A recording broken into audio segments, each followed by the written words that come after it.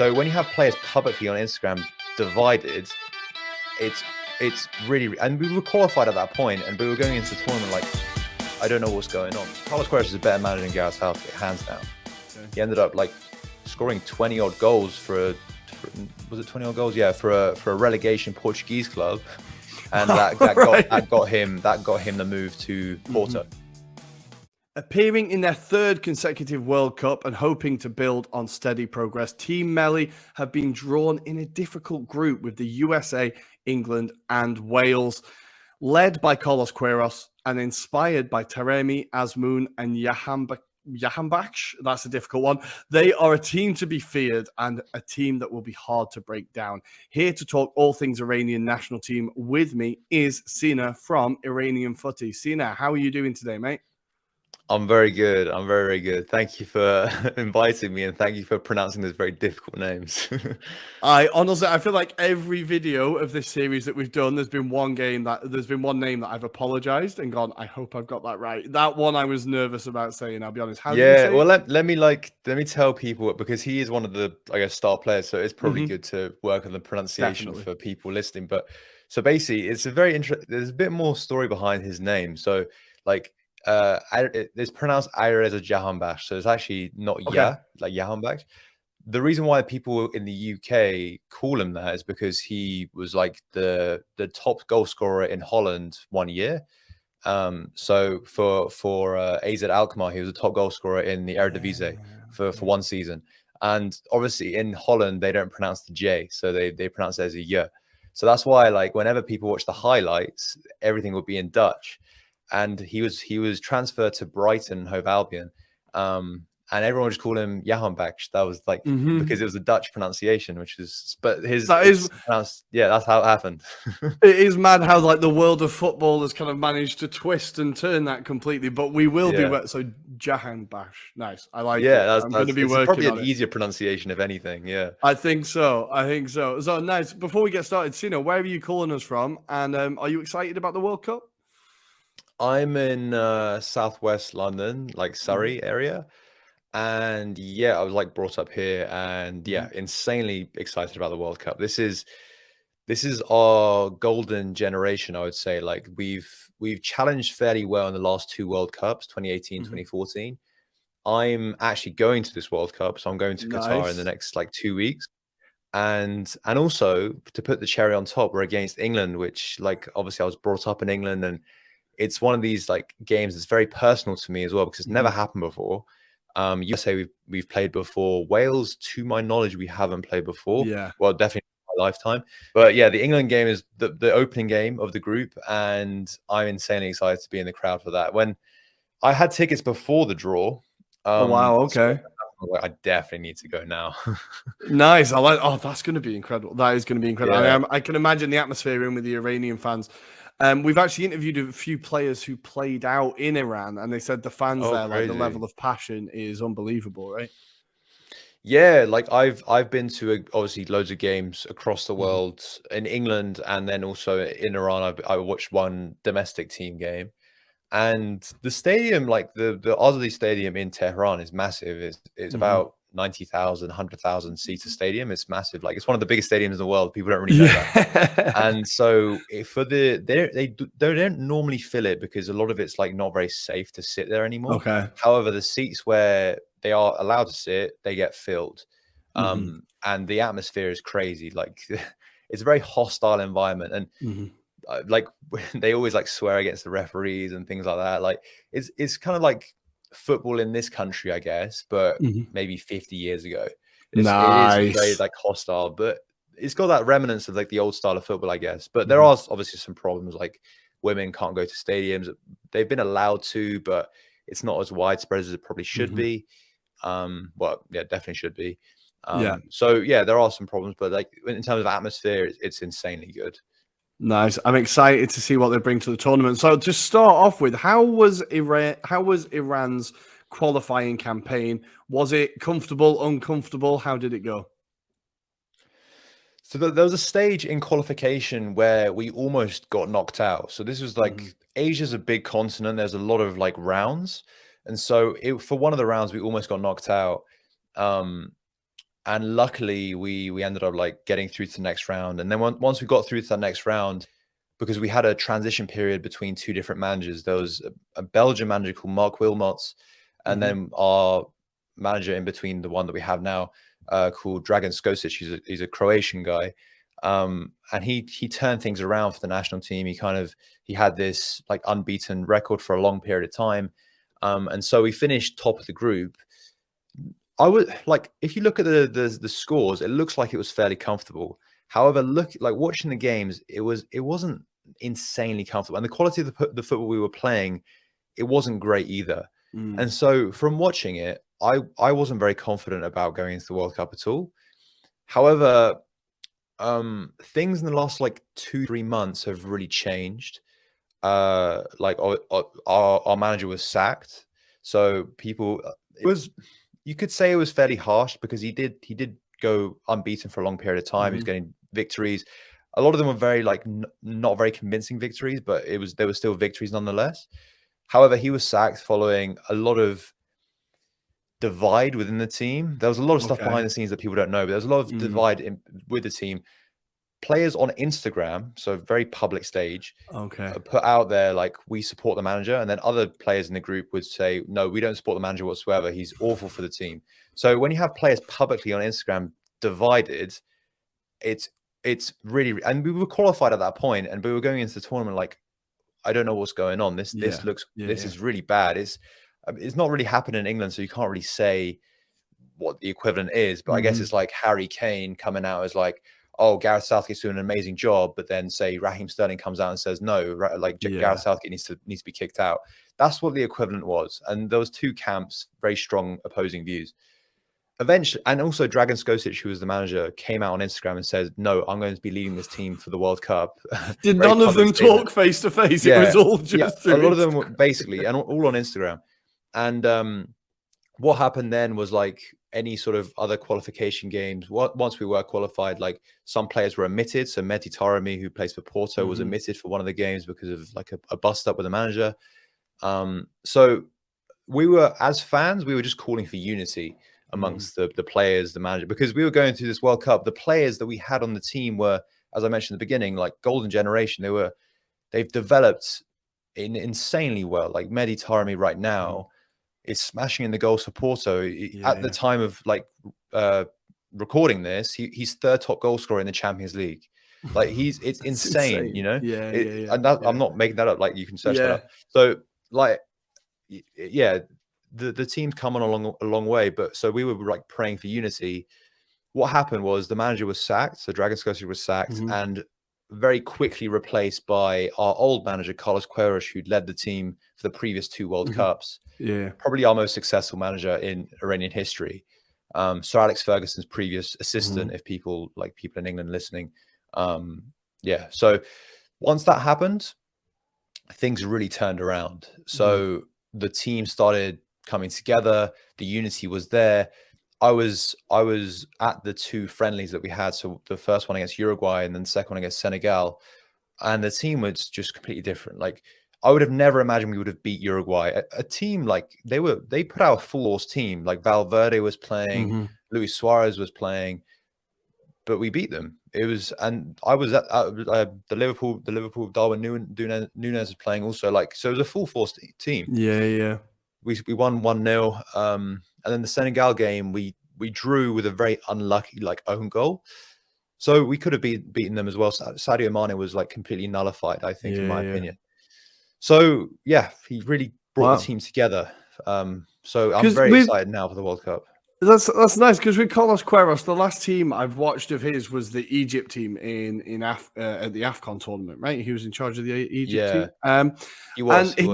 Yeah, he plays a very particular style of football, right? And I like how in Iran, how do people feel about him and his tactics? Now, you said he's arguably your most successful manager of all time, so they must love him. Do people appreciate the football, or do they just say this is what we have to do to get what we want? Because as you said, you've got quite a lot of attacking talent now.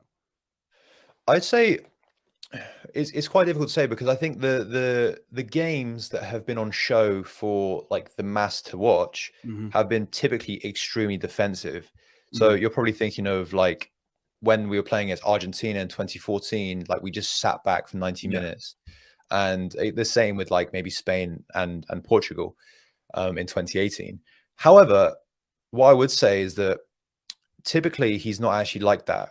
He's very tactically versed in when to sit back and when to press. It just happens that in those games against Portugal and Spain, the majority of the game was sitting back. But if you watch it, there were definitely moments where we were attacking, and we were attacking very well. Like against Argentina, for instance, we like almost won a penalty. If there was a VAR check at that moment, we almost won a penalty there. There was definitely moments where we could have gone 1-0 up. And obviously Portugal, we drew 1-1. They were European champions at the time. Spain was a very unlucky goal again that we conceded 1-0. So yeah, I think he knows when to sit back and he knows when to press. And tactically, you don't really see managers do that as much anymore. Managers are very much these days, well, in my opinion anyway, they're just like they play a certain style and they play that throughout the whole game. There aren't many managers that have that old style of play where they manage the game differently between the different 45 minutes or even the 20 to 20-minute segments. I would say if you want a controversial sort of like segment, let's do it. He's a better manager than Carlos Queiroz is a better manager than Gareth Southgate, hands down. I think what he's achieved both in club and international football is like completely better than Gareth Southgate. And I mean, we'll see. I quite like that. I quite like that take. Yeah. When you think about it, he has done more and done more with like without being rude, like smaller teams or teams that aren't as well equipped as the England team, if you know what I mean. Yeah. No, I like that. I like that take. Well, it's good because I think throughout the AFCON, I just thought with that Egypt team, he could have attacked a bit more. So I really hope that he does get a bit of attacking out of Iran, especially with some of those games. I think England are there kind of for the taking, America definitely, and Wales as well. I think there's games that Iran can really go for there. So for our listeners and our viewers who might not have seen much of the Iranian national team, which players should we be keeping an eye out for? So yeah, I've already mentioned Mehdi Taremi, who plays for Porto. He's a Porto striker. He's had an amazing story. If you want to like look him up, he was in the army at the age of 21, and he kind of just like came through the ranks. So he played in the domestic division for a while, like got top goal scorer there. Moved to Qatar. When he moved to Qatar, everyone thought his career was finished. He just went there for the money. He ended up moving from Qatar to Portugal in a very lower division team. He ended up like scoring 20 odd goals for was it 20 odd goals? Yeah, for a relegation Portuguese club, and that got him the move to Porto. And ever since he moved to Porto, his numbers have been unreal in terms of both goals and assists. It's been double digits every season. So yeah, he's definitely the one to look out for. He's the one that scored against Uruguay in the friendly, and he's coming into this tournament with some incredible form. For people listening, you might not recognize the name. However, he scored that bicycle kick against Chelsea in Champions League 2 years ago or 1 year ago. That they got nominated for like Champions League goal of the season. So that might ring a few bells. The bicycle kick. And is there a player that maybe we like could be discovered this tournament? Someone in the Iran team that you think people are going to know his name after the tournament? I think our fullback Sadr Moharami. It was a very difficult name to pronounce. He plays for Dynamo Zagreb in Croatia.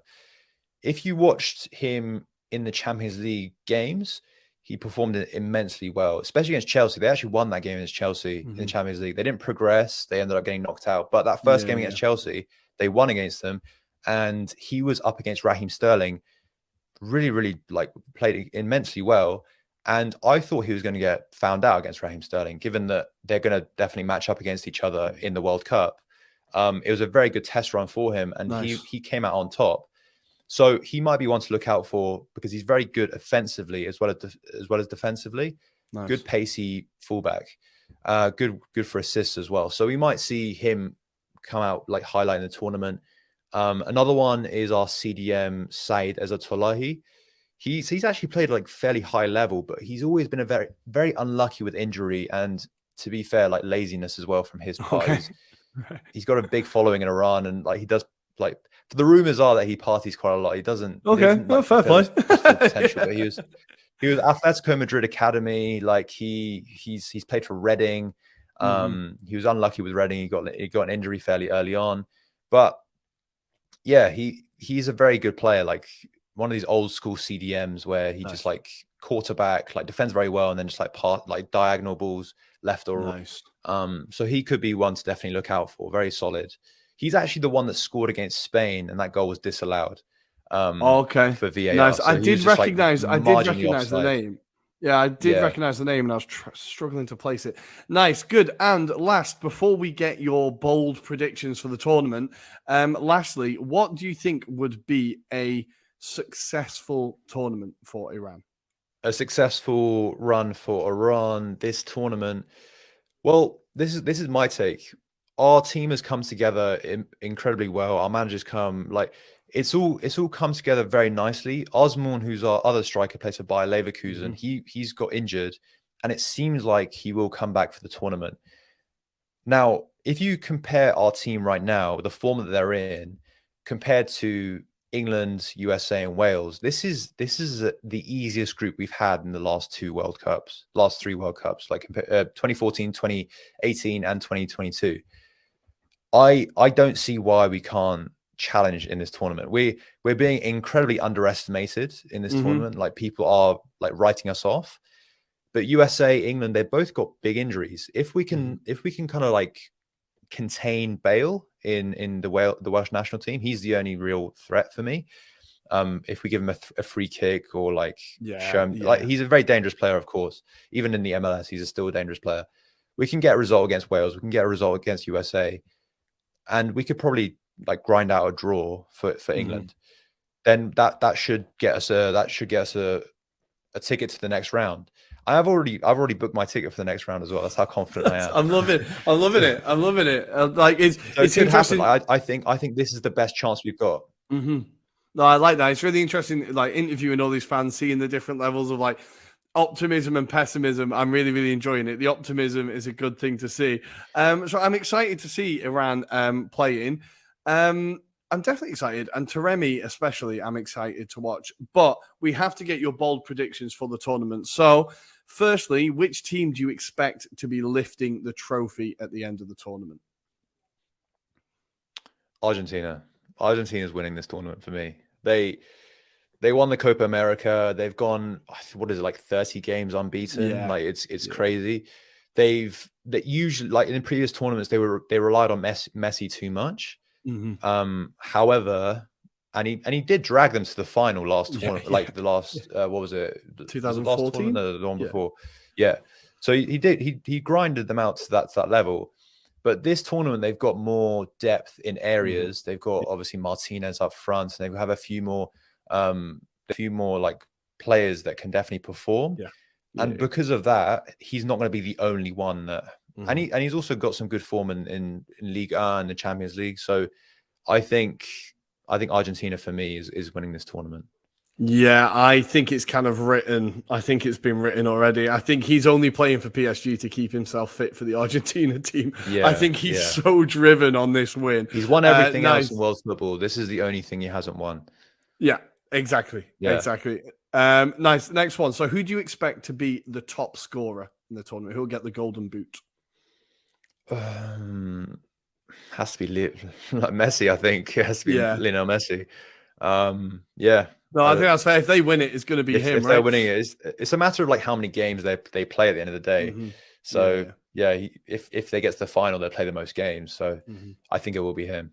Nice. The next one is star player. I'm going to stick with Messi for star player, right?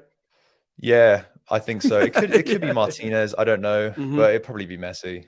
Okay, nice. Then penultimate one. Which team do you think is the biggest dark horse of the tournament? You can say Iran, but which team do you think will be the biggest dark horse? Oh, I don't know. I do want to say Iran, but I think it's too biased, to be honest. Let me have a think. I haven't actually thought about this before. I've been too focused on Iran the entire time. Portugal could be one. I know, like they're already sort of phased to be, but they like phased to be like in the final. But they did narrowly qualify for the World Cup. They only just got in.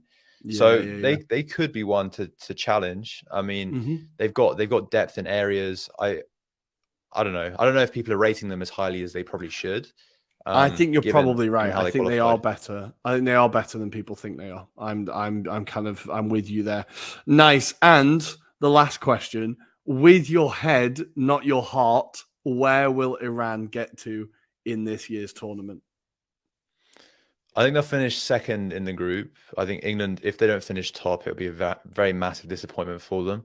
So I think England finished first, Iran finished second in the group. They qualify for the next round. They probably play so top of Group A, which would probably be either Netherlands or Senegal. If it's Senegal, that'll be a cool one because we play them in a friendly. So we could progress there. I don't know. If it's Netherlands, I think we get knocked out at that stage. But that'll be a massive achievement, I think, if we get knocked out round of 16. But I think it'd be round of 16 for us. Beautiful. I love it. Well, Sina, thanks for joining us. I really enjoyed that chat. For our viewers and listeners, if they want to find you online, find your blogs, your work, where can they find you? No, it's been an absolute pleasure. Thank you so much. If people want to check my stuff out, you can follow me on Twitter at IranFooty, or what I'm more sort of like vocal on, I guess, is at Golbazan. I'm the podcast host there. So that's why I do the majority of the talking, to be honest. Beautiful. Perfect. Thank you, Sina. And viewers, listeners, don't forget down here to hit like and subscribe. Find all our other World Cup video preview videos. We are aiming for all 32. You'll be able to see if we reach our goal. And we'll see you next time, guys.